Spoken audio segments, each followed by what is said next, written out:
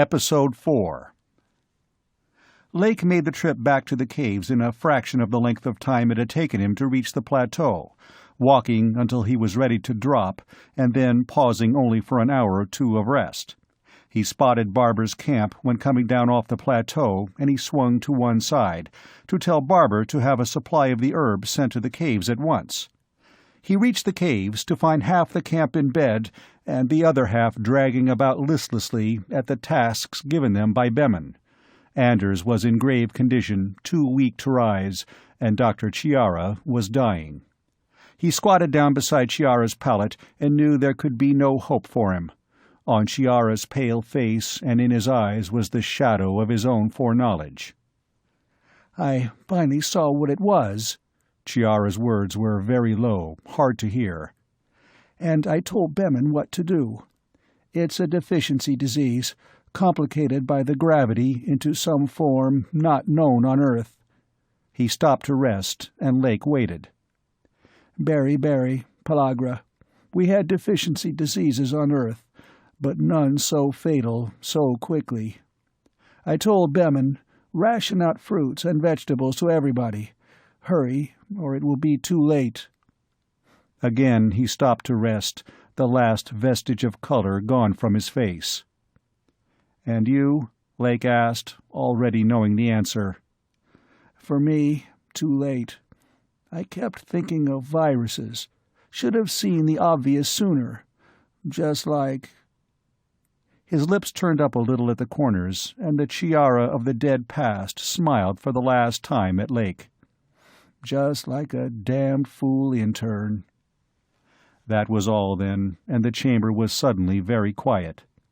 Lake stood up to leave, and to speak the words that Chiara could never hear. "We're going to need you and miss you, Doctor." He found Bemin in the food storage cavern, supervising the work of 2 teenage boys with critical officiousness, although he was making no move to help them. At sight of Lake, he hurried forward, the ingratiating smile sliding across his face. "I'm glad you're back," he said. "I had to take charge when Anders got sick, and he had everything in such a mess. I've been working day and night to undo his mistakes and get the work done properly underway again." Lake looked at the 2 thin-faced boys who had taken advantage of the opportunity to rest. They leaned wearily against the heavy pole table Bemin had them moving, their eyes already dulled with the incipient sickness and watching him in mute appeal. "Have you obeyed Chiara's order?" he asked. No," Bemin said. "I felt it best to ignore it." "Why?" Lake asked. "It would be a senseless waste of our small supply of fruit and vegetable foods to give them to people already dying. I'm afraid—" the ingratiating smile came again. "We've been letting him exercise an authority he isn't entitled to. He's really hardly more than a medical student, and his diagnoses are only guesses." "He's dead," Lake said flatly. "His last order will be carried out." He looked from the 2 tired boys to Bemin, contrasting their thinness and weariness with the way Bemin's paunch still bulged outward, and his jowls still sagged with their load of fat. "I'll send Wes down to take over in here," he said to Bemin. "You come with me. You and I seem to be the only 2 in good health here, and there's plenty of work for us to do." The fawning expression vanished from Bemin's face. "I see," he said. "Now that I've turned Anders's muddle into organization, you'll hand my authority over to another of your favorites, and demote me back to common labor?" "Setting up work quotas for sick and dying people isn't organization," Lake said. He spoke to the 2 boys. "Both of you go lie down. West will find someone else." Then to Bemin, "Come with me. We're both going to work at common labor." They passed by the cave where Bemin slept. 2 boys were just going into it, carrying armloads of dried grass to make a mattress under Bemin's pallet. They moved slowly, heavily. Like the 2 boys in the food storage cave, they were dull-eyed with the beginning of the sickness. Lake stopped to look more closely into the cave and verify something else he thought he had seen. Bemin had discarded the prowler skins on his bed, and in their place were soft wool blankets, perhaps the only unpatched blankets the rejects possessed. "Go back to your caves," he said to the boys. "Go to bed and rest." He looked at Bemin. Bemin's eyes flickered away, refusing to meet his. "What few blankets we have are for babies and the very youngest children," he said. His tone was coldly unemotional, but he could not keep his fists from clenching at his sides. "You will return them at once and sleep on animal skins, as all the men and women do. And if you want grass for a mattress, you will carry it yourself, as even the young children do." Bemin made no answer, his face a sullen red and hatred shining in the eyes that still refused to meet Lake's. "Gather up the blankets and return them," Lake said. "Then come on up to the central cave. We have a lot of work to do." He could feel Bemin's gaze burning against his back as he turned away, and he thought of what John Prentice had once said. "I know he's no good, but he never has guts enough to go quite far enough to give me an excuse to whittle him down." Barber's men arrived the next day, burdened with dried herbs. These were given to the seriously ill as a supplement to the ration of fruit and vegetable foods, and were given alone to those not yet sick. Then came the period of waiting, of hoping that it was all not too late and too little. A noticeable change for the better began on the second day. A week went by, and the sick were slowly, steadily improving. The not quite sick were already back to normal health. There was no longer any doubt. The Ragnarok herbs would prevent a recurrence of the disease. It was, Lake thought, all so simple once you knew what to do. Hundreds had died, Chiara among them, because they did not have a common herb that grew at a slightly higher elevation. Not a single life would have been lost if he could have looked a week into the future and had the herbs found and taken to the caves that much sooner. But the disease had given no warning of its coming. Nothing, on Ragnarok, ever seemed to give warning before it killed. Another week went by, and hunters began to trickle in, gaunt and exhausted, to report all the game going north up the plateau, and not a single creature left below. They were the ones who had tried and failed to withstand the high elevation of the plateau. Only 2 out of 3 hunters returned among those who had challenged the plateau. They had all tried, all of them, to the best of their ability and the limits of their endurance. The blue star was by then a small sun, and the yellow sun blazed hotter each day. Grass began to brown and wither on the hillsides as the days went by, and Lake knew summer was very near. The last hunting party, but for Craig's and Schroeder's, returned. They had very little meat, but they brought with them a large quantity of something almost as important: salt. They had found a deposit of it in an almost inaccessible region of cliffs and canyons. "Not even the woods goats can get in there," Stevens, the leader of that party, said. "If the salt was in an accessible place, there would have been a salt lick there and goats in plenty." "If woods goats care for salt the way earth animals do," Lake said, "when fall comes, we'll make a salt lick and find out." 2 more weeks went by, and Craig and Schroeder returned with their surviving hunters. They had followed the game to the eastern end of the snow-capped mountain range, but there the migration had drawn away from them, traveling farther each day than they could travel. They had almost waited too long before returning back. The grass at the southern end of the plateau was turning brown, and the streams were dry. They got enough water, barely, by digging seep holes in the dry stream beds. Lake's method of stalking unicorns under the concealment of a woods goat skin had worked well only a few times. After that, the unicorns learned to swing downwind from any lone woods goats. If they smelled a man inside the goatskin, they charged him and killed him. With the return of the last hunters, everything was done that could be done in preparation for summer. Inventory was taken of the total food supply, and it was even smaller than Lake had feared. It would be far from enough to last until fall brought the game back from the north, and he instituted rationing much stricter than before. The heat increased as the yellow sun blazed hotter and the blue sun grew larger. Each day the vegetation was browner, and a morning came when Lake could see no green wherever he looked. They numbered 1,110 that morning, out of what had so recently been 4,000. 1,110 thin, hungry scarecrows, who already could do nothing more than sit listlessly in the shade and wait for the hell that was coming. He thought of the food supply, so pitifully small, and of the months it would have to last. He saw the grim, inescapable future for his charges. Famine. There was nothing he could do to prevent it. He could only try to forestall complete starvation for all by cutting rations to the bare existence level.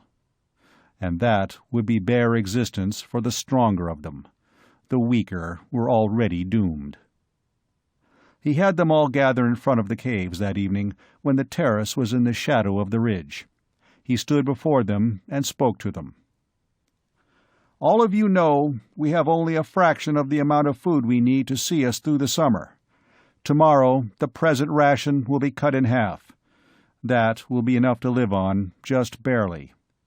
If that cut isn't made, the food supply will be gone long before fall, and all of us will die. If anyone has any food of any kind, it must be turned in to be added to the total supply. Some of you may have thought of your children and kept a little hidden for them. I can understand why you should do that, but you must turn it in. There may possibly be some who hid food for themselves personally. If so, I give them the first and last warning. Turn it in tonight. If any hidden cache of food is found in the future, the one who hid it will be regarded as a traitor and murderer. All of you, but for the children, will go into the chamber next to the one where the food is stored. Each of you, and there will be no exceptions, regardless of how innocent you are, will carry a bulkily folded cloth or garment. Each of you will go into the chamber alone. There will be no one in there.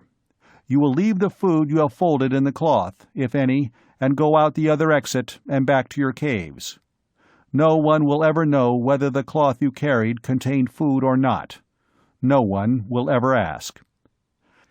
Our survival on this world, if we are to survive at all, can be only by working and sacrificing together. There can be no selfishness. What any of you may have done in the past is of no consequence. Tonight we start anew. From now on, we trust one another without reserve. There will be one punishment for any who betray that trust: death." Anders set the example by being the first to carry a folded cloth into the cave. Of them all, Lake heard later, only Bemin voiced any real indignation, warning all those in his section of the line that the order was the first step toward outright dictatorship and a police and spy system, in which Lake and the other leaders would deprive them all of freedom and dignity. Bemin insisted upon exhibiting the emptiness of the cloth he carried, an action that, had he succeeded in persuading the others to follow his example, would have mercilessly exposed those who did have food they were returning. But no one followed Bemin's example, and no harm was done. As for Lake, he had worries on his mind of much greater importance than Bemin's enmity. The weeks dragged by, each longer and more terrible to endure than the one before it, as the heat steadily increased. Summer solstice arrived, and there was no escape from the heat, even in the deepest caves. There was no night. The blue sun rose in the east as the yellow sun set in the west. There was no life of any kind to be seen, not even an insect. Nothing moved across the burned land but the swirling dust devils and shimmering, distorted mirages. The death rate increased with appalling swiftness. The small supply of canned and dehydrated milk, fruit, and vegetables was reserved exclusively for the children, but it was far insufficient in quantity. The Ragnarok herbs prevented any recurrence of the fatal deficiency disease, but they provided virtually no nourishment to help fight the heat and gravity. The stronger of the children lay wasted and listless on their pallets, while the ones not so strong died each day. Each day, thin and hollow-eyed mothers would come to plead with them to save their children. "It would take so little to save his life. Please, before it's too late." But there was so little food left, and the time was yet so long until fall would bring relief from the famine, that he could only answer each of them with a grim and final no. And watched the last hope flicker and die in their eyes, and watched them turn away to go and sit for the last hours beside their children. Bemin became increasingly irritable and complaining as the rationing and heat made existence a misery, insisting that Lake and the others were to blame for the food shortage, that their hunting efforts had been bungling and faint-hearted. And he implied, without actually saying so, that Lake and the others had forbidden him to go near the food chamber because they did not want a competent, honest man to check up on what they were doing. There were 603 of them in the blazing afternoon when the girl, Julia, could stand his constant, vindictive fault-finding no longer. Lake heard about it shortly afterward, the way she had turned on Bemin in a flare of temper she could control no longer, and said, "Whenever your mouth is still, you can hear the children who are dying today, but you don't care. All you think of is yourself. You claim Lake and the others were cowards, but you didn't dare hunt with them. You keep insinuating that they're cheating us and eating more than we are, but your belly is the only one that has any fat left on it." She never completed the sentence. Bemin's face turned livid in sudden, wild fury, and he struck her, knocking her against the rock wall so hard that she slumped unconscious to the ground. "She's a liar," he panted, glaring at the others. "She's a rotten liar, and anybody who repeats what she said will get what she got." When Lake learned of what had happened, he did not send for Bemin at once. He wondered why Bemin's reaction had been so quick and violent, and there seemed to be only one answer. Bemin's belly was still a little fat. There could be but one way he could have kept it so. He summoned Craig, Schroeder, Barber, and Anders. They went to the chamber where Bemin slept, and there, almost at once, they found his cache. He had it buried under his pallet and hidden in the cavities along the walls. Dried meat, dried fruits and milk, canned vegetables. It was an amount amazingly large, and many of the items had presumably been exhausted during the deficiency disease attack. "It looks," Schroeder said, "like he didn't waste any time feathering his nest when he made himself leader."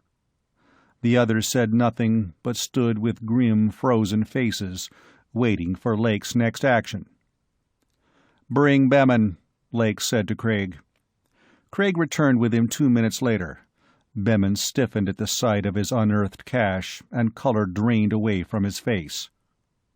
"Well?" Lake asked. "I didn't—" Bemin swallowed. "I didn't know it was there." And then, quickly, "You can't prove I put it there. You can't prove you didn't just now bring it in yourselves to frame me." Lake stared at Bemin, waiting. The others watched Bemin, as Lake was doing, and no one spoke. The silence deepened, and Bemin began to sweat as he tried to avoid their eyes. He looked again at the damning evidence, and his defiance broke. If I hadn't taken it, it would have been wasted on people who were dying," he said. He wiped at his sweating face. "I won't ever do it again. I swear I won't."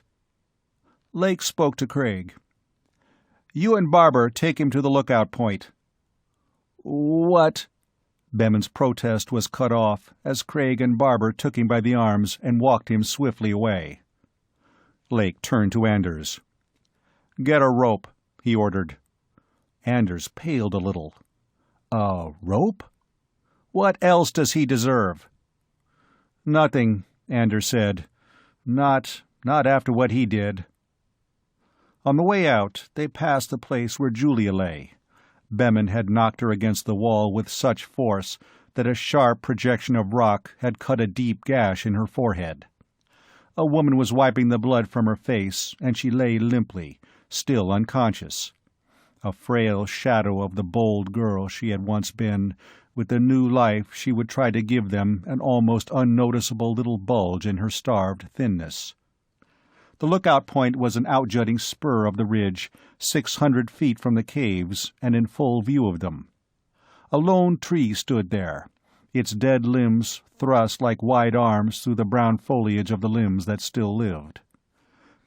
Craig and Barber waited under the tree, Bemin between them.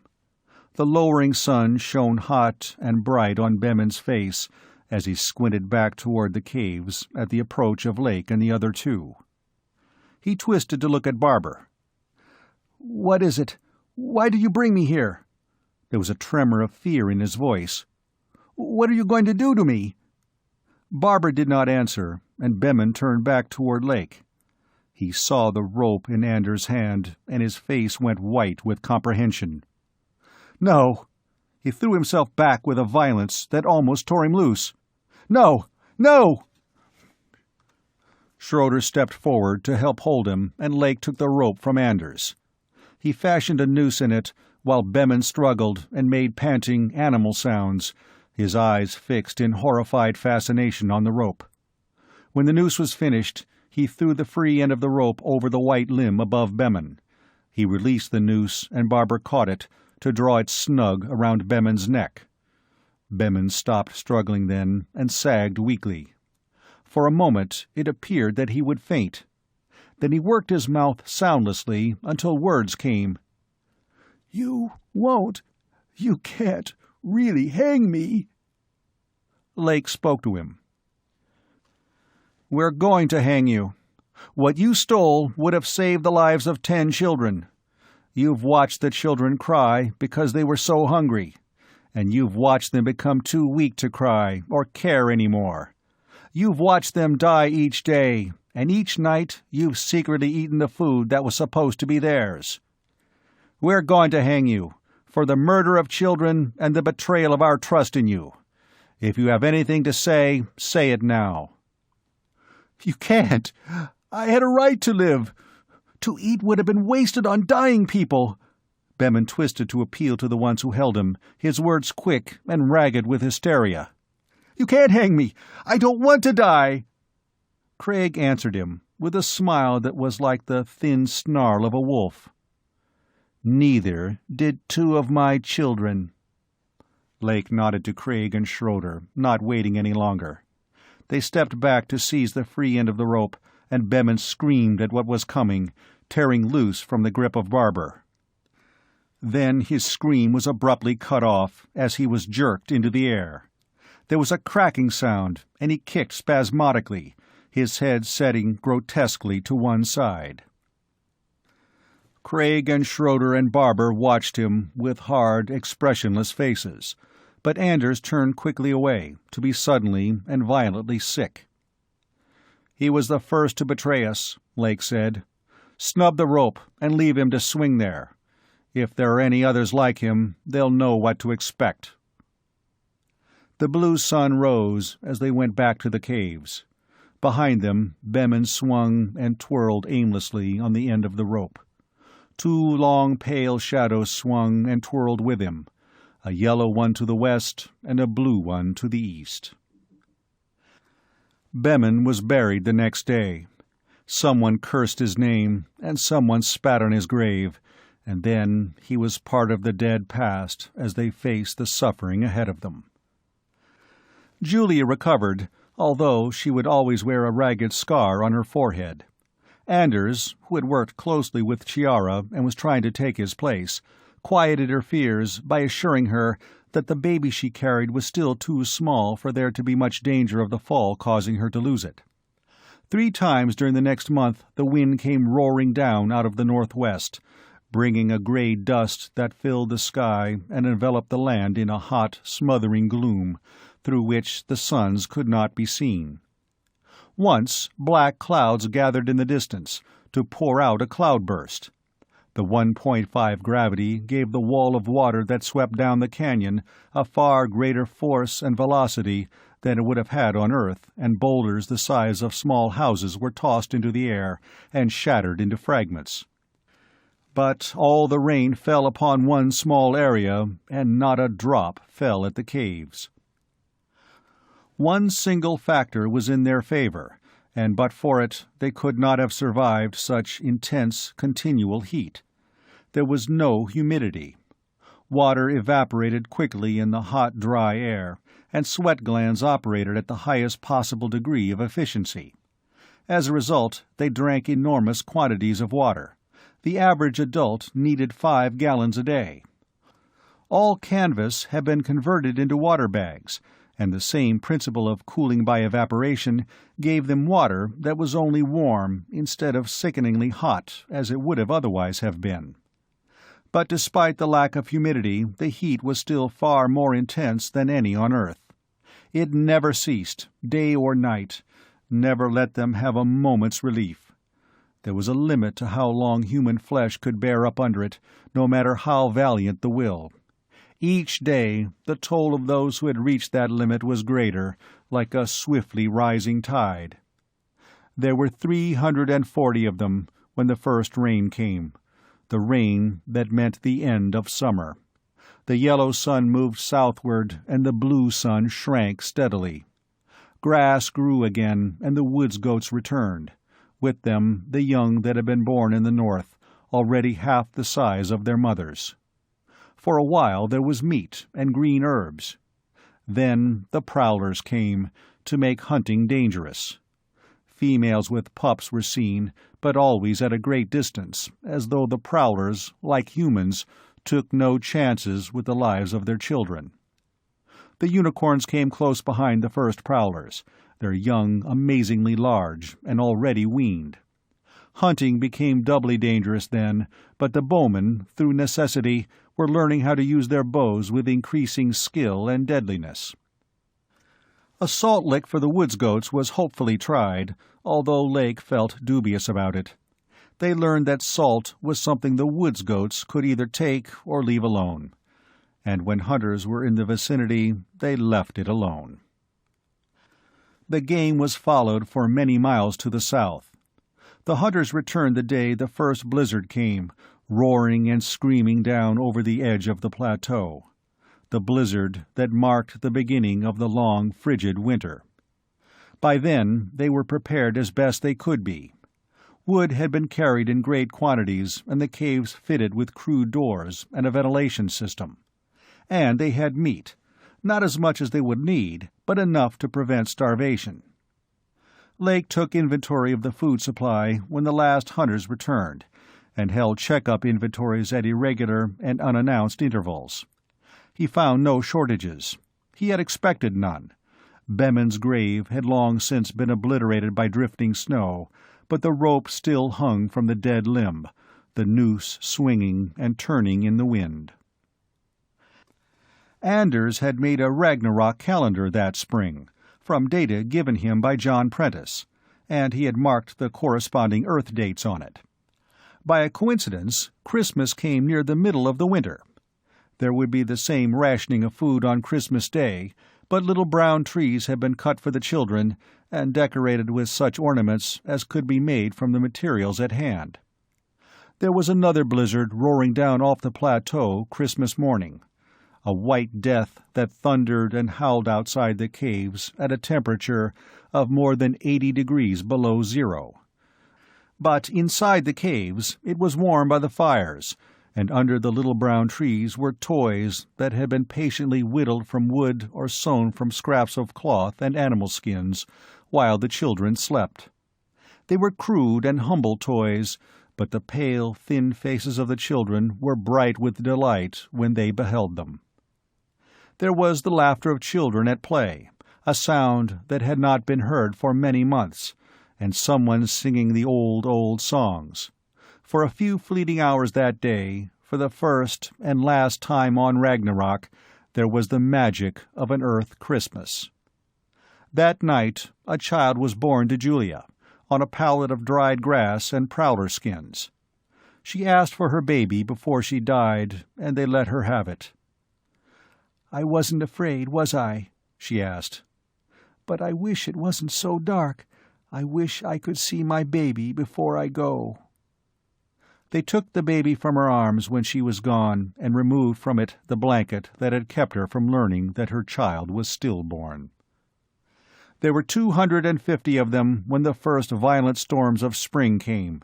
By then, 18 children had been born. 16 were stillborn, 8 of them deformed by the gravity, but 2 were like any normal babies on Earth. There was only one difference. The 1.5 gravity did not seem to affect them as much as it had the Earth-born babies.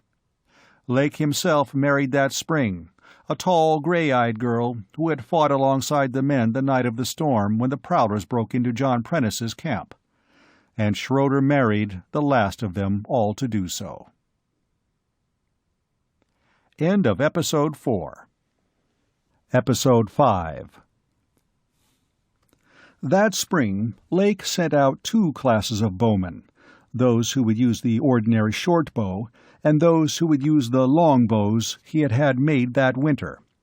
According to history, the English longbowmen of medieval times had been without equal in the range and accuracy of their arrows, and such extra-powerful weapons should eliminate close-range stalking of woods goats and afford better protection from unicorns. The longbows worked so well that by mid-spring he could detach Craig and 3 others from the hunting and send them on a prospecting expedition. Prentice had said Ragnarok was devoid of metals, but there was the hope of finding small veins the Dunbar expedition's instruments had not detected. They would have to find metal, or else, in the end, they would go back into a flint-axe stage. Craig and his men returned when the blue star was a sun again, and the heat was more than men could walk and work in. They had traveled hundreds of miles in their circuit, and found no metals. "I want to look to the south when the fall comes," Craig said. "Maybe it will be different down there." They did not face famine that summer as they had the first summer. The diet of meat and dried herbs was rough and plain, but there was enough of it. Full summer came, and the land was again burned and lifeless. There was nothing to do but sit wearily in the shade and endure the heat, drawing what psychological comfort they could from the fact that summer solstice was past, and the suns were creeping south again, even though it would be many weeks before there was any lessening of the heat. It was then, and by accident, that Lake discovered there was something wrong about the southward movement of the suns. He was returning from the lookout that day, and he realized it was exactly a year since he and the others had walked back to the caves, while Bemin swung on the limb behind them. It was even the same time of day, the blue sun rising in the east behind him, and the yellow sun bright in his face as it touched the western horizon before him. He remembered how the yellow sun had been like the front sight of a rifle, set in the deepest V-notch of the western hills. But now, exactly a year later, it was not in the V-notch. It was on the north side of the notch. He looked to the east at the blue sun.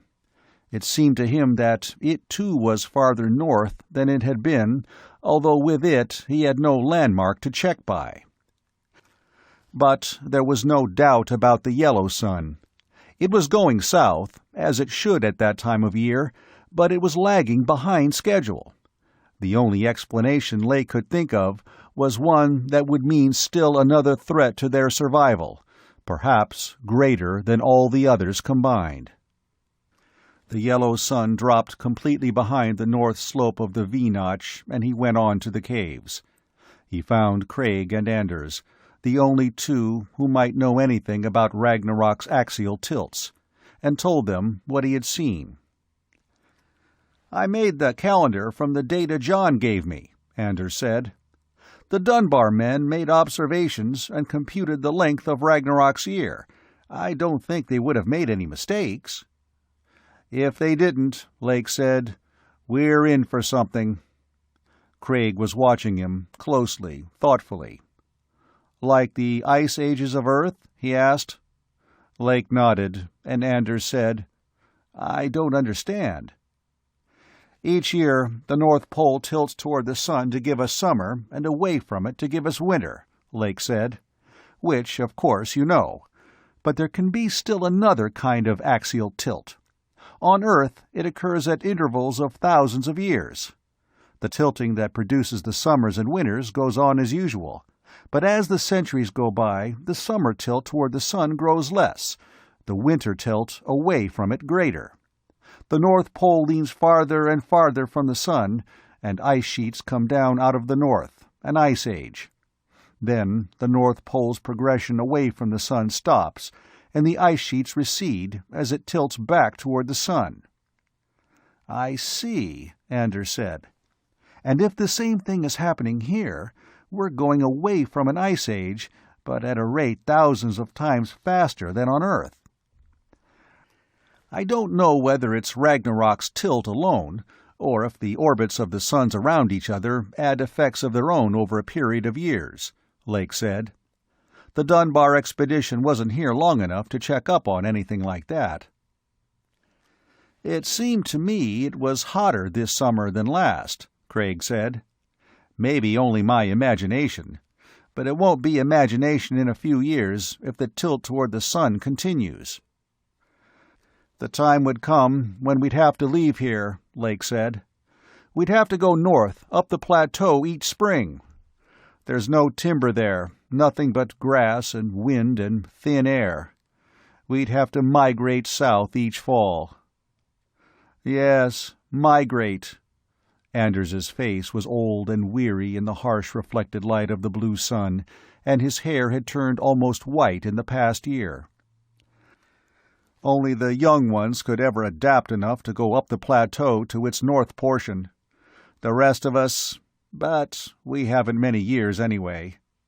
Ragnarok is for the young, and if they have to migrate back and forth like animals just to stay alive, they will never have time to accomplish anything or be more than Stone Age nomads." "I wish we could know how long the big summer will be that we're going into," Craig said, "and how long and cold the big winter when Ragnarok tilts away from the sun. It wouldn't change anything, but I'd like to know." "We'll start making and recording daily observations," Lake said.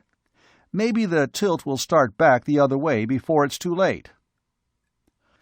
Fall seemed to come a little later that year.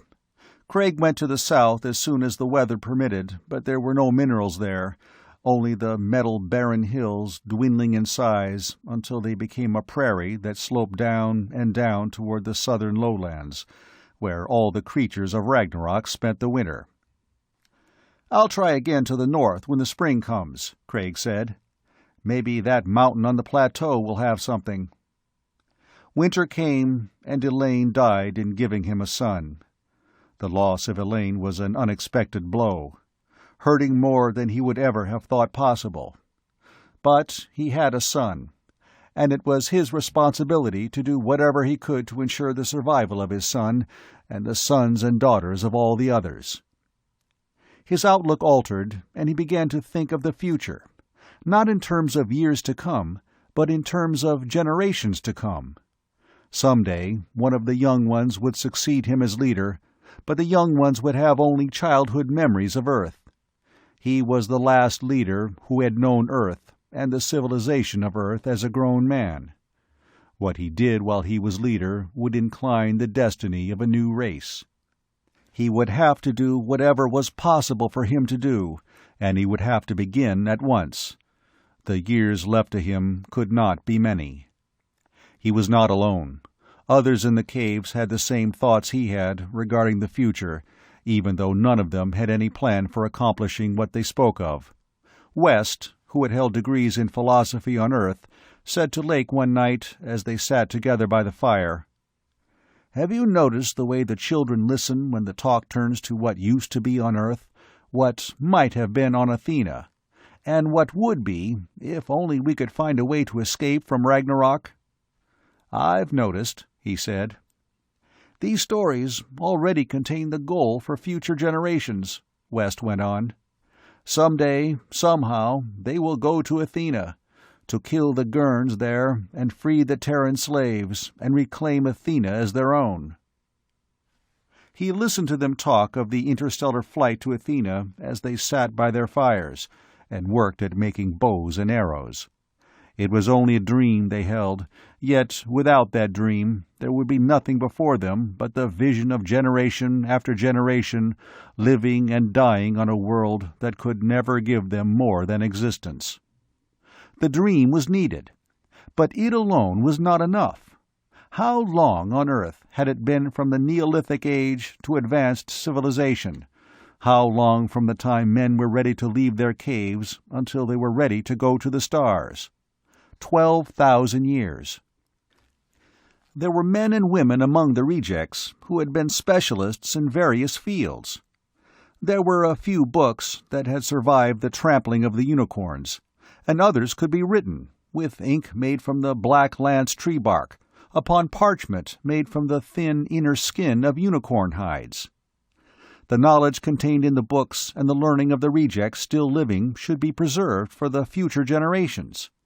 With the help of that learning, perhaps they really could, someday, somehow, escape from their prison and make Athena their own. He told West of what he had been thinking. "We'll have to start a school," he said. "This winter. Tomorrow." West nodded in agreement. "And the writing should be commenced as soon as possible. Some of the textbooks will require more time to write than Ragnarok will give the authors." A school for the children was started the next day, and the writing of the books began. The parchment books would serve two purposes. One would be to teach the future generations things that could not only help them survive, but would help them create a culture of their own as advanced as the harsh environment and scanty resources of Ragnarok permitted. The other would be to warn them of the danger of a return of the Gurns, and to teach them all that was known about Gurns and their weapons. Lake's main contribution would be a lengthy book, Terran Spaceships, Types and Operation. He postponed its writing, however, to first produce a much smaller book, but one that might well be more important, Interior Features of a Gurn Cruiser. Terran intelligence knew a little about Gurn cruisers, and as second-in-command of the Constellation he had seen and studied a copy of that report. He had an excellent memory for such things, almost photographic, and he wrote the text and drew a multitude of sketches. He shook his head ruefully at the result. The text was good, but for clarity, the accompanying illustration should be accurate and in perspective, and he was definitely not an artist. He discovered that Craig could take a pen in his scarred, powerful hand and draw with the neat precision of a professional artist. He turned the sketches over to him, together with the mass of specifications. Since it might someday be of such vital importance, he would make 4 copies of it. The text was given to a teenage girl, who would make 3 more copies of it. 4 days later, Schroeder handed Lake a text with some rough sketches. The title was Operation of Gurn Blasters. Not even intelligence had ever been able to examine a Gurn hand blaster. But a man named Schrader, on Venus, had killed a Gurn with his own blaster, and then disappeared with both infuriated Gurns and Gurn-intimidated Venusian police in pursuit. There had been a high reward for his capture. He looked it over and said, "I was counting on you giving us this." Only the barest trace of surprise showed on Schroeder's face, but his eyes were intently watching Lake. "So, you knew all the time who I was?" "I knew." "Did anyone else on the Constellation know?" "You were recognized by one of the ship's officers. You would have been tried in 2 more days." "I see," Schroeder said. And since I was guilty and couldn't be returned to Earth or Venus, I'd have been executed on the constellation. He smiled sardonically. And you, as second in command, would have been my execution's master of ceremonies. Lake put the parchment sheets back together in their proper order. Sometimes, he said, a ship's officer has to do things that are contrary to all his own wishes. Schroeder drew a deep breath, his face somber with the memories he had kept to himself.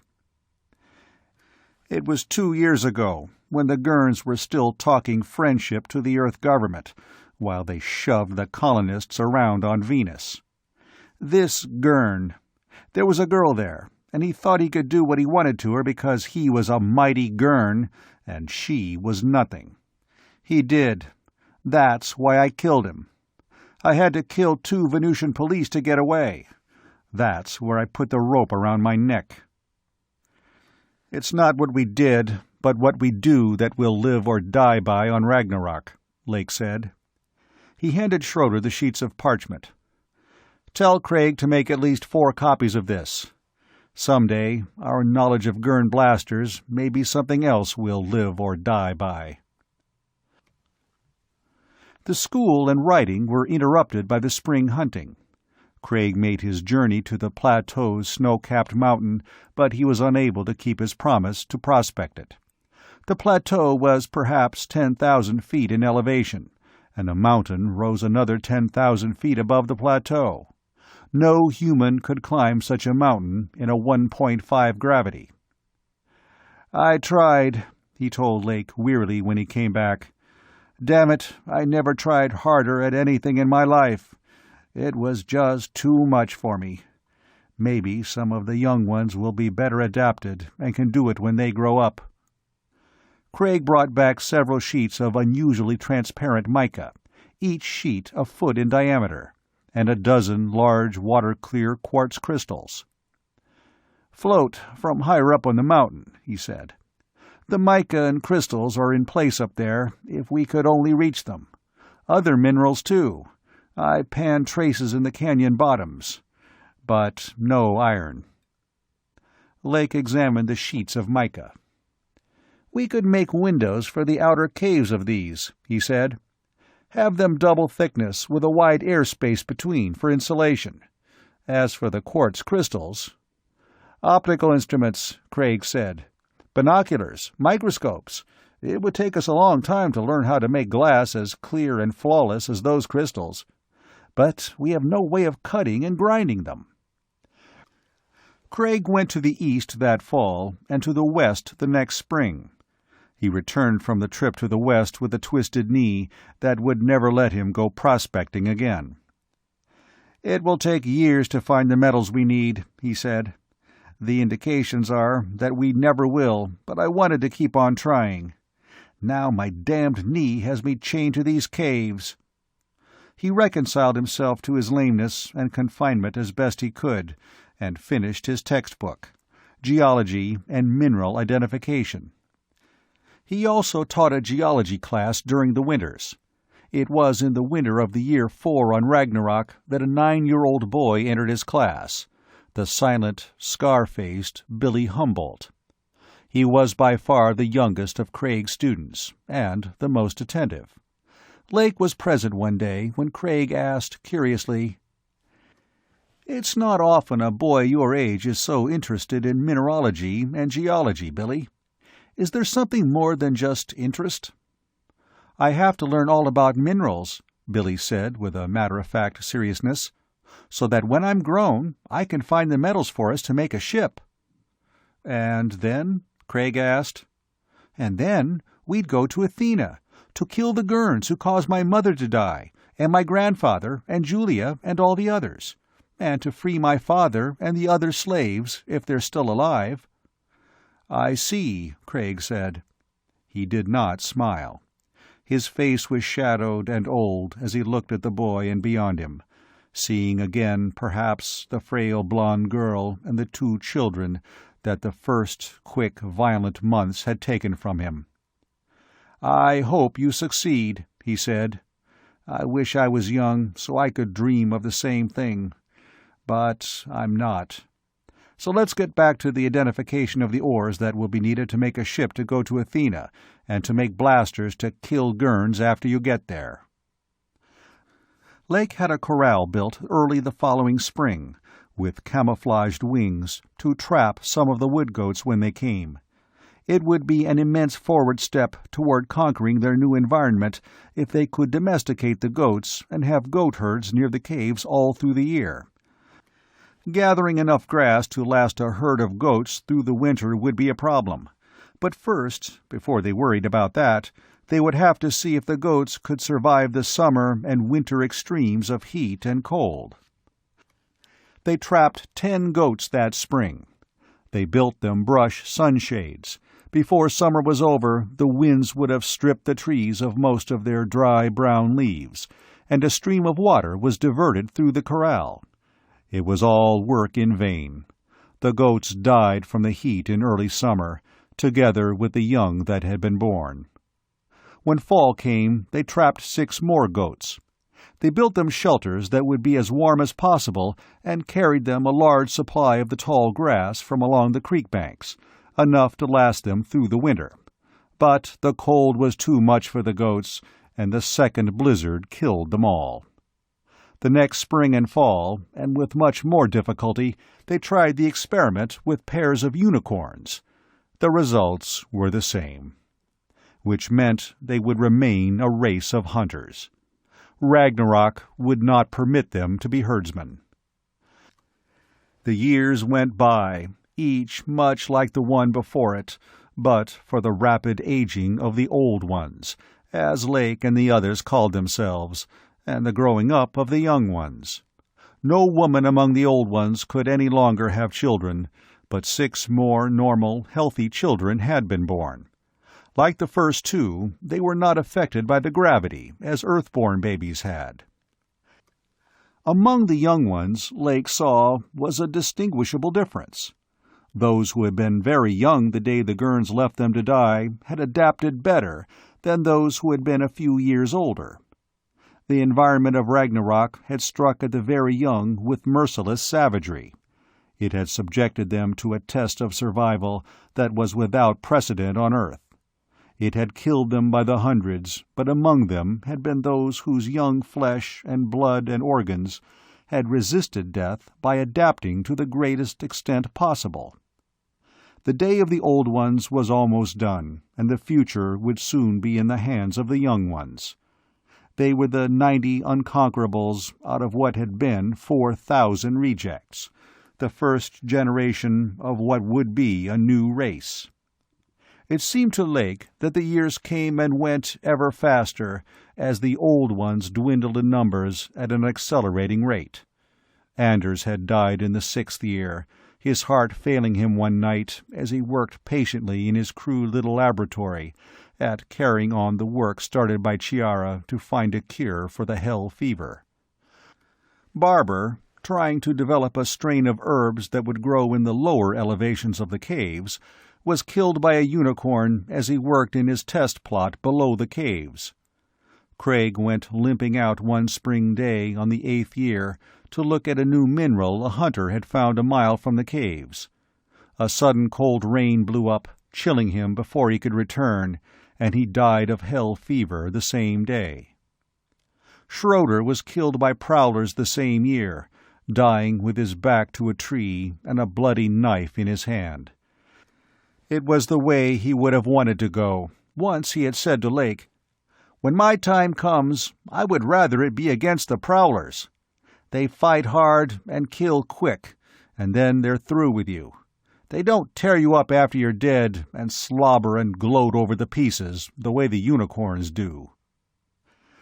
The springs came a little earlier each year, the falls a little later, and the observation showed the suns progressing steadily northward.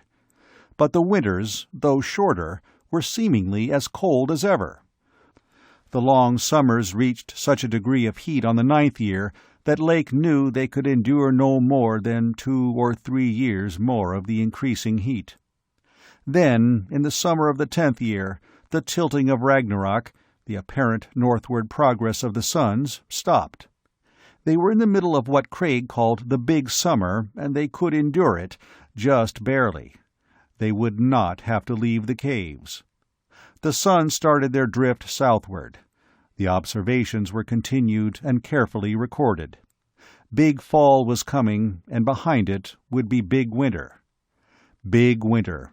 The threat of it worried Lake. How far to the south would the suns go? How long would they stay? Would the time come when the plateau would be buried under hundreds of feet of snow, and the caves enclosed in glacial ice?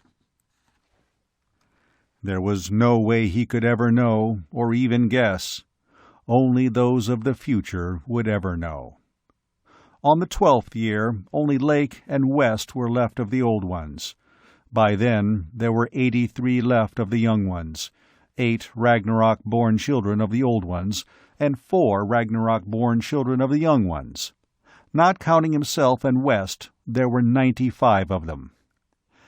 It was not many to the beginnings of a race that would face an ice age of unknown proportions and have over them, always, the threat of a chance return of the Gurns.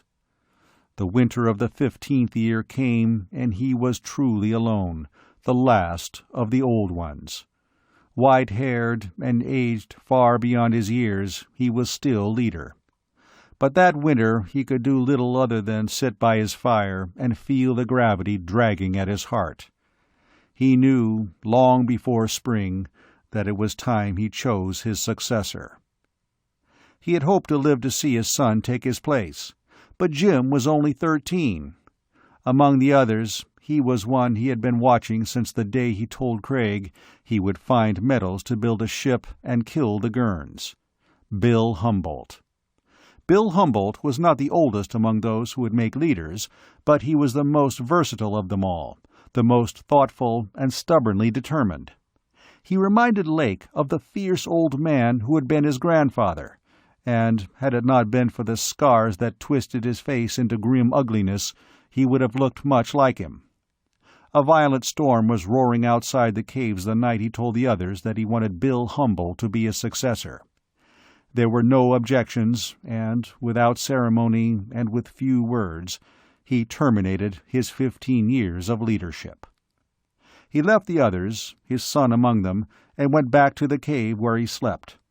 His fire was low, down to dying embers, but he was too tired to build it up again. He lay down on his pallet and saw, with neither surprise nor fear, that his time was much nearer than he had thought. It was already at hand. He lay back and let the lassitude enclose him, not fighting it. He had done the best he could for the others, and now the weary journey was over. His thoughts dissolved into the memory of the day 15 years before. The roaring of the storm became the thunder of the Gurn cruisers as they disappeared into the gray sky. 4,000 rejects stood in the cold wind and watched them go, the children not yet understanding that they had been condemned to die. Somehow his own son was among them. He tried feebly to rise. There was work to do, a lot of work to do. End of Episode 5. Episode 6, Part 2. It was early morning as Bill Humboldt sat by the fire in his cave and studied the map Craig had made of the plateau's mountain. Craig had left the mountain nameless, and he dipped his pen in ink to write Craig Mountains. "Bill," Delmont Anders entered very quietly, what he had to tell already evident on his face. "He died last night, Bill." It was something he had been expecting to come at any time, but the lack of surprise did not diminish the sense of loss. Lake had been the last of the old ones, the last of those who had worked and fought and shortened the years of their lives that the young ones might have a chance to live. Now he was gone. Now a brief era was ended, a valiant, bloody chapter written and finished. And he was the new leader, who would decree how the next chapter would be written, only 4 years older than the boy who was looking at him with an unconscious appeal for reassurance on his face. "You'd better tell Jim," he said. "Then, a little later, I want to talk to everyone about the things we'll start doing as soon as spring comes." "You mean the hunting?" Delmont asked. "No, more than just the hunting." He sat for a while after Delmont left, looking back down the years that had preceded that day, back to that first morning on Ragnarok. He had set a goal for himself that morning when he left his toy bear in the dust behind him and walked beside Julia into the new and perilous way of life. He had promised himself that some day he would watch the Gurns die and beg for mercy as they died, and he would give them the same mercy they had given his mother. As he grew older, he realized that his hatred alone was a futile thing. There would have to be a way of leaving Ragnarok, and there would have to be weapons with which to fight the Gurns. These would be things impossible and beyond his reach, unless he had the help of all the others in united, coordinated effort. To make certain of that united effort, he would have to be their leader. So, for 11 years he had studied and trained until there was no one who could use a bow or spear quite as well as he could, no one who could travel as far in a day or spot a unicorn ambush as quickly. And there was no one, with the exception of George Ord, who had studied as many textbooks as he had. He had reached his first goal. He was leader. For all of them, there existed the second goal, the hope of someday leaving Ragnarok and taking Athena from the Gurns. For many of them, perhaps, it was only wishful dreaming, but for him it was the prime driving force of his life. There was so much for them to do, and their lives were so short in which to do it. For so long as he was leader, they would not waste a day in idle wishing. When the others were gathered to hear what he had to say, he spoke to them. "We're going to continue where the old ones had to leave off. We're better adapted than they were, and we're going to find metals to make a ship if there are any to be found. Somewhere on Ragnarok, on the northwest side of a range similar to the Craig Mountains on the plateau, is a deep valley that the Dunbar expedition called the Chasm. They didn't investigate it closely, since their instruments showed no metals there, but they saw strata in one place that was red, an iron discoloration. Maybe we can find a vein there that was too small for them to have paid any attention to. So we'll go over the crags as soon as the snow melts from them." "That will be in early summer," George Ord said, his black eyes thoughtful. "Whoever goes will have to time their return for either just before the prowlers and unicorns come back from the north, or wait until they've all migrated down off the plateau." It was something Humboldt had been thinking about and wishing they could remedy. Men could elude unicorn attacks wherever there were trees large enough to offer safety, and even prowler attacks could be warded off wherever there were trees for refuge, spears holding back the prowlers who would climb the trees while arrows picked off the ones on the ground. But there were no trees on the plateau, and to be caught by a band of prowlers or unicorns, there was certain death for any small party of 2 or 3. For that reason, no small parties had ever gone up on the plateau except when the unicorns and prowlers were gone, or nearly so. It was an inconvenience, and it would continue for as long as their weapons were the slow-to-reload bows. "You're supposed to be our combination inventor-craftsman," he said to George. "No one else can compare with you in that respect. Besides, you're not exactly enthusiastic about such hard work as mountain climbing. So from now on, you'll do the kind of work you're best suited for. Your first job is to make us a better bow. Make it a crossbow, with a sliding action to draw and cock the string, and with a magazine of arrows mounted on top of it." George studied the idea thoughtfully.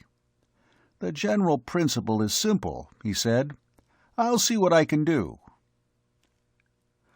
"How many of us will go over the Craig Mountains, Bill?" Dan Barber asked. "You and I," Humboldt answered.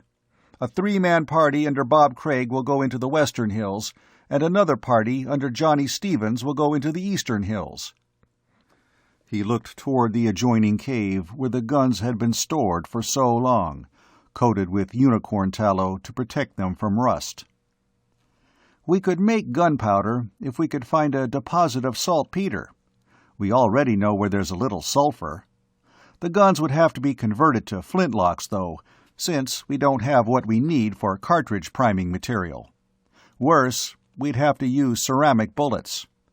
They would be inefficient, too light, and destructive to the bores. But we would need powder for mining if we ever found any iron. And if we can't have metal bullets to shoot the gurns, we can have bombs to blast them with."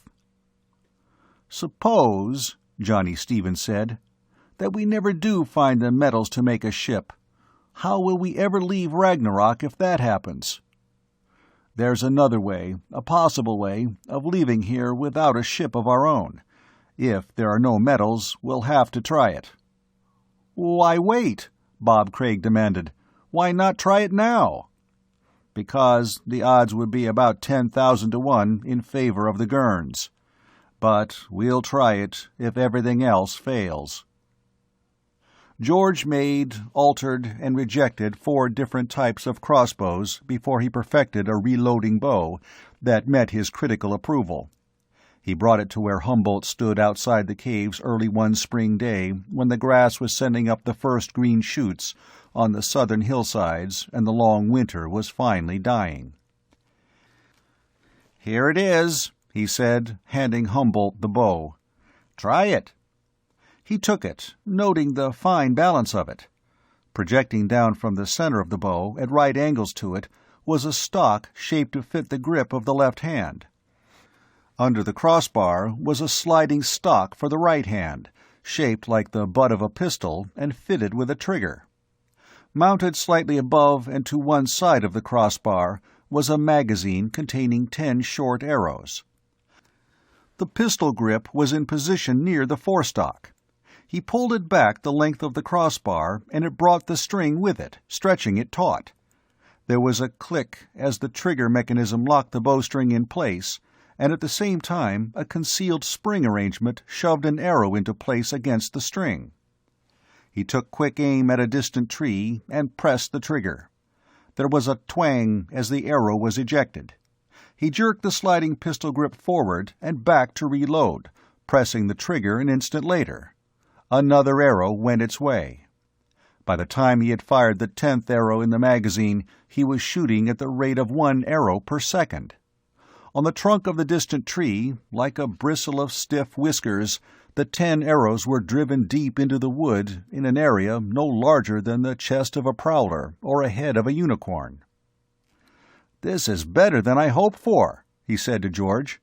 "1 man with one of these could equal 6 men with ordinary bows." "I'm going to add another feature," George said. "Bundles of arrows, 10 to the bundle in special holders to carry in the quivers. To reload the magazine, you just slap down a new bundle of arrows, in no more time than it would take to put 1 arrow in an ordinary bow. I figured that with practice, a man should be able to get off 40 arrows in not much more than 20 seconds. George took the bow and went back in the cave to add his new feature. Humboldt stared after him, thinking, if he can make something like that out of wood and unicorn gut, what would he be able to give us if he could have metal? Perhaps George would never have the opportunity to show what he could do with metal, but Humboldt already felt sure that George's genius would, if it ever became necessary, make possible the alternate plan for leaving Ragnarok. The weeks dragged into months, and at last enough snow was gone from the Craigs that Humboldt and Dan Barber could start. They met no opposition. The prowlers had long since disappeared into the north, and the unicorns were very scarce. They had no occasion to test the effectiveness of the new automatic crossbows in combat, a lack of opportunity that irked Barber. "Any other time, if we had ordinary bows," he complained, the unicorns would be popping up to charge us from all directions." "Don't fret," Humboldt consoled him. "This fall, when we come back, they will be." They reached the mountain and stopped near its foot where a creek came down, its water high and muddy with melting snows. There they hunted until they had obtained all the meat they could carry. They would see no more game when they went up the mountain's canyons.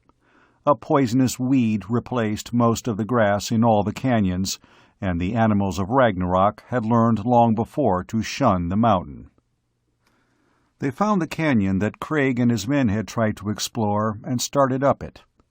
It was there that Craig had discovered the quartz and mica, and so far as he had been able to tell, the head of that canyon would be the lowest of all the passes over the mountain.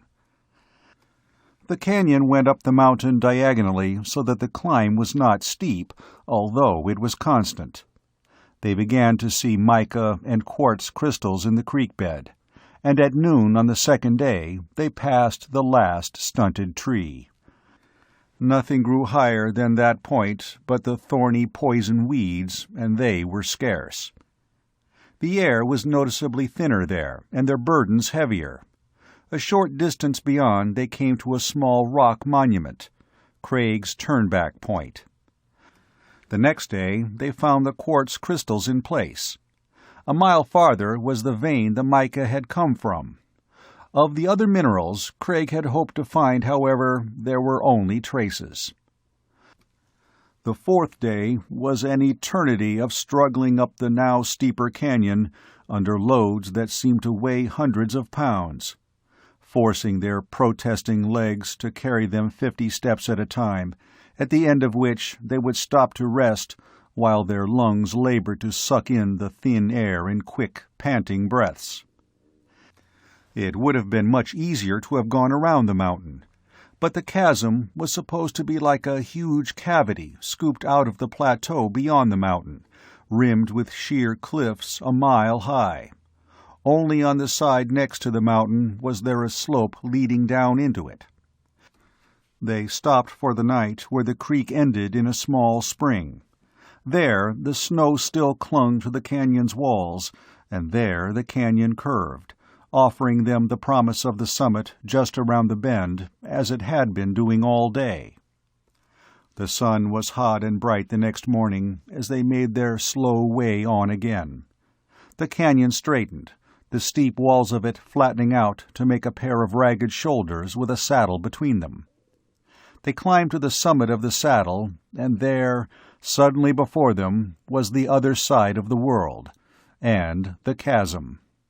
Far below them was a plateau, stretching endlessly like the one they had left behind them. But the chasm dominated all else.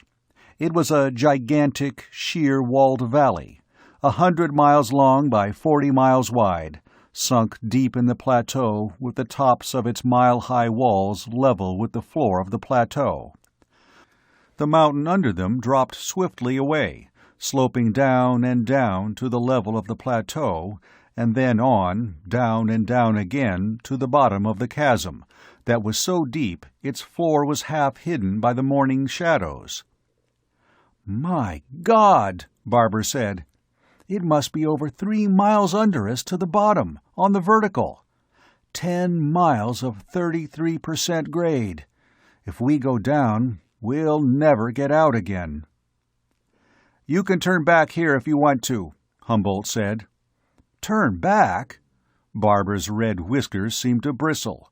"Who in the hell said anything about turning back?"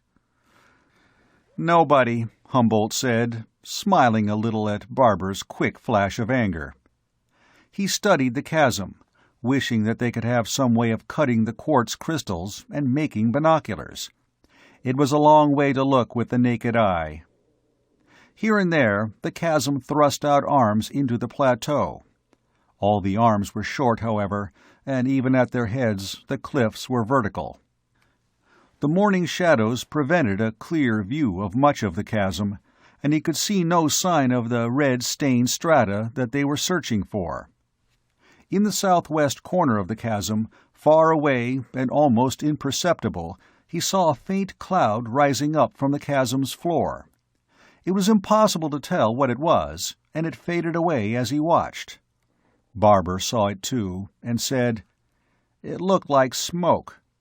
Do you suppose there could be people, or some kind of intelligent things, living down there?"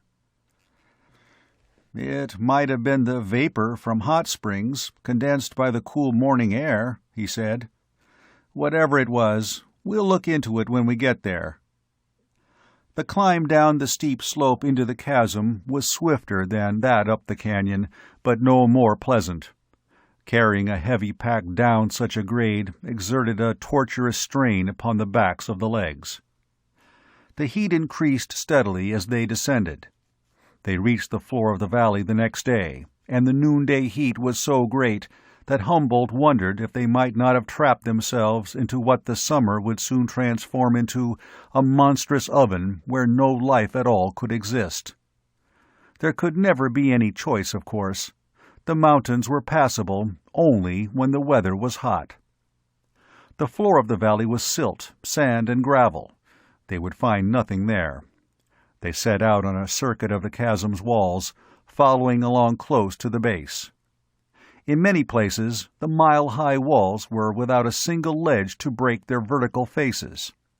When they came to the first such place, they saw that the ground near the base was riddled with queer little pits, like tiny craters of the moon. As they looked, there was a crack like a cannon shot, and the ground beside them erupted into an explosion of sand and gravel. When the dust had cleared away, there was a new crater where none had been before. Humboldt wiped the blood from his face where a flying fragment had cut it and said, "The heat of the sun loosens rocks up on the rim. When one falls a mile in 1.5 gravity, it's traveling like a meteor." They went on through the danger zone. As with the peril of the chasm's heat, there was no choice. Only by observing the material that littered the base of the cliffs could they know what minerals, if any, might be above them. On the 15th day, they saw the red-stained stratum. Humboldt quickened his pace, hurrying forward in advance of Barber. The stratum was too high up on the wall to be reached, but it was not necessary to examine it in place. The base of the cliff was piled thick with fragments from it. He felt the first touch of discouragement as he looked at them. They were a sandstone, light in weight. The iron present was only what the Dunbar expedition had thought it to be, a mere discoloration. They made their way slowly along the foot of the cliff, examining piece after piece, in the hope of finding something more than iron stains. There was no variation, however, and a mile farther on they came to the end of the red stratum. Beyond that point the rocks were gray, without a vestige of iron. "So that," Barber said, looking back the way they had come, "is what we were going to build a ship out of. Iron stains." Humboldt did not answer. For him it was more than a disappointment. It was the death of a dream he had held since the year he was 9 and had heard that the Dunbar expedition had seen iron-stained rock in a deep chasm, the only iron-stained rock on the face of Ragnarok. Surely, he had thought, there would be enough iron there to build a small ship. For 11 years he had worked toward the day when he would find it. Now he had found it, and it was nothing. The ship was as far away as ever. But discouragement was as useless as iron-stained sandstone. He shook it off and turned to Barber. "Let's go," he said. "Maybe we'll find something by the time we circle the chasm." For 7 days they risked the danger of death from downward plunging rocks and found nothing. On the 8th day they found the treasure that was not treasure. They stopped for the evening just within the mouth of one of the chasm's tributaries. Humboldt went out to get a drink where a trickle of water ran through the sand, and as he knelt down he saw the flash of something red under him, almost buried in the sand. He lifted it out. It was a stone half the size of his hand, darkly translucent and glowing in the light of the setting sun like blood. It was a ruby. He looked and saw another gleam a little farther up the stream. It was another ruby, almost as large as the first one. Near it was a flawless blue sapphire. Scattered here and there were smaller rubies and sapphires, down to the size of grains of sand. He went farther upstream and saw specimens of still another stone. They were colorless but burning with internal fires. He rubbed one of them hard across the ruby he still carried, and there was a gritting sound as it cut a deep scratch in the ruby. "I'll be damned," he said aloud. There was only one stone hard enough to cut a ruby: the diamond. It was almost dark when he returned to where Barbara was resting beside their packs. "What did you find to keep you out so late?" Barbara asked curiously. He dropped a double handful of rubies, sapphires, and diamonds at Barbara's feet. "Take a look," he said. "On a civilized world, what you see there would buy us a ship without our having to lift a finger. Here, they're just pretty rocks." "Except the diamonds," he added. "At least we now have something to cut those quartz crystals with." They took only a few of the rubies and sapphires the next morning, but they gathered more of the diamonds, looking in particular for the gray-black and ugly, but very hard and tough carbonado variety. Then they resumed their circling of the chasm's walls. The heat continued its steady increase as the days went by.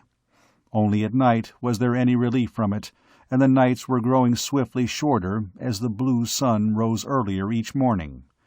When the yellow sun rose, the chasm became a blazing furnace around the edge of which they crept like ants in some gigantic oven. There was no life in any form to be seen, no animal or bush or blade of grass.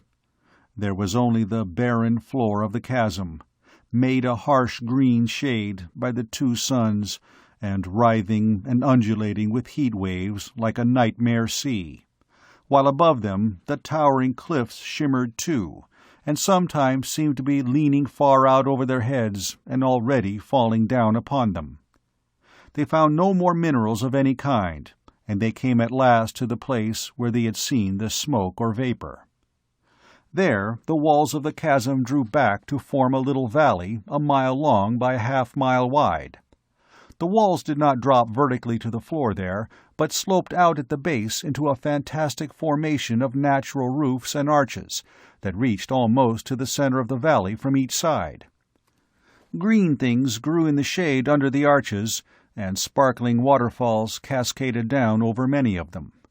A small creek carried the water out of the valley, going out into the chasm a little way before the hot sands absorbed it. They stood and watched for some time, but there was no movement in the valley other than the waving of the green plants as a breeze stirred them. Once the breeze shifted to bring them the fresh, sweet scent of growing things and urged them to come closer. "A place like that doesn't belong here," Barbara said in a low voice.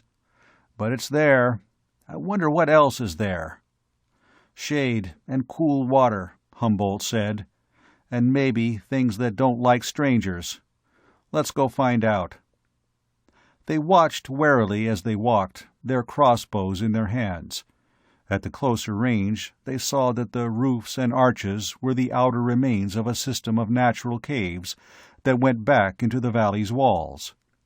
The green vegetation grew wherever the roofs gave part-time shade, consisting mainly of a holly-leafed bush with purple flowers and a tall plant resembling corn.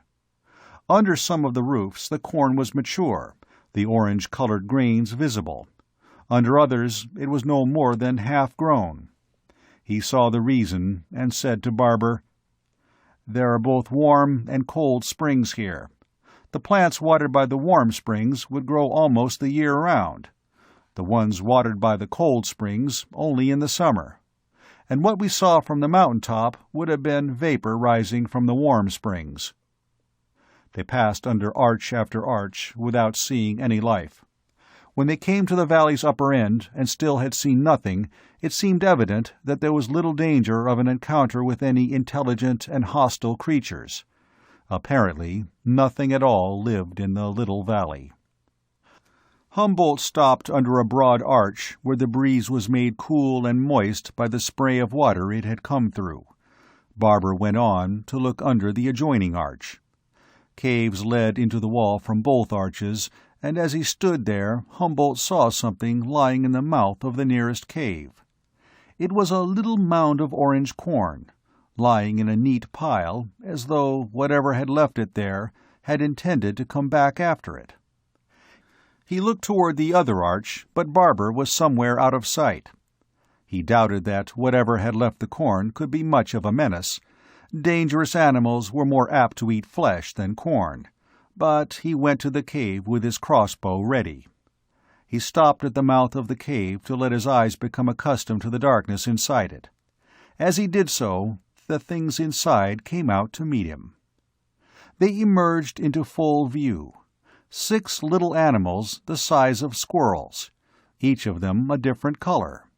They walked on short hind legs like miniature bears, and the dark eyes in the bare chipmunk faces were fixed on him with intense interest. They stopped 5 feet in front of him, there to stand in a neat row and continue the fascinated staring up at him. The yellow one in the center scratched absently at its stomach with a furry paw, and he lowered the bow, feeling a little foolish at having bothered to raise it against animals so small and harmless. Then he half brought it up again, as the yellow one opened its mouth and said in a tone that held distinct anticipation, "I think we'll eat you for supper." He darted glances to right and left, but there was nothing near him except the 6 little animals. The yellow one, having spoken, was staring silently at him with only curiosity on its furry face. He wondered if some miasma or some scent from the vegetation in the valley had warped his mind into sudden insanity, and asked, "You think you'll do what?"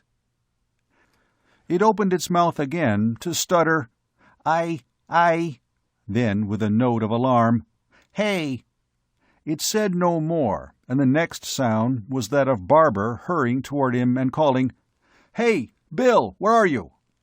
"Here," he answered, and he was already sure that he knew why the little animal had spoken to him. Barber came up and saw the 6 chipmunk bears. "6 of them!" he exclaimed. "There's one in the next cave. The damn thing spoke to me." "I thought so," he replied. "You told it we'd have it for supper, and then it said, 'You think you'll do what?' didn't it?" Barber's face showed surprise. "How did you know that?" "They're telepathic, between one another," he said. "The yellow one there repeated what the one you spoke to heard you say, and it repeated what the yellow one heard me say. It has to be telepathy between them." Telepathy? Barber stared at the 6 little animals, who stared back with their fascinated curiosity undiminished. But why should they want to repeat aloud what they received telepathically? I don't know. Maybe at some stage in their evolution only part of them were telepaths, and the telepaths broadcasted danger warnings to the others that way. So far as that goes, why does a parrot repeat what it hears? There was a scurry of movement behind Barber, and another of the little animals, a white one, hurried past them. It went to the yellow one, and they stood close together as they stared up. Apparently they were mates. "That's the other one. Those are the 2 that mocked us," Barber said, and thereby gave them the name by which they would be known. Mockers. End of Episode 6.